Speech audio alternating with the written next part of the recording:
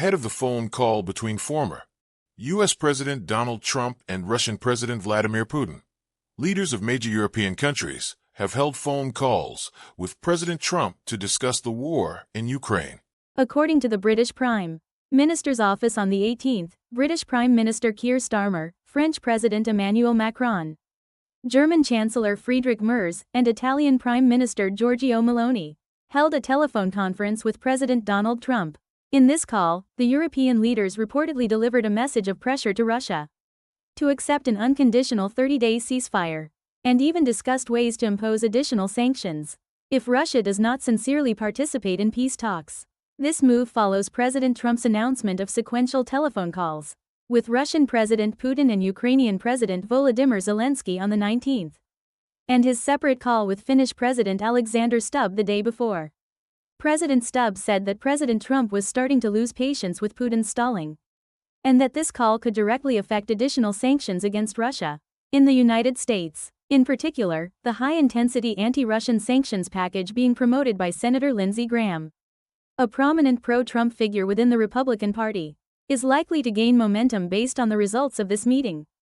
This package also includes a provision to impose retaliatory tariffs of up to 500% on countries importing Russian oil, natural gas, and uranium when exporting them to the United States, and currently enjoys bipartisan support in the U.S. Senate.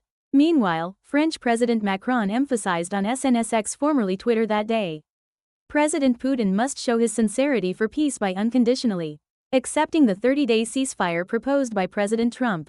However, there are also voices of concern. President Stubb warned that the phone call between Trump and Putin should not be conducted without Ukrainian President Zelensky, and that ceasefire negotiations without Ukraine are impossible. He also revealed that he personally conveyed to President Trump that Russia is no longer a great power, and its economic status has collapsed. On the 17th, President Trump announced through his SNS, Truth Social, "I will speak with President Putin at 10 a.m. on the 19th, and mentioned the topics as ending this massacre where soldiers are dying, and trade."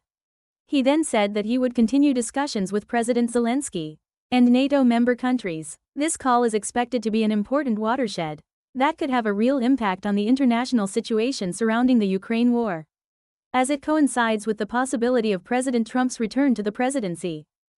The world is watching to see whether the three-way diplomatic calculation between Trump, Putin, and Zelensky could become a turning point in the Ukraine war.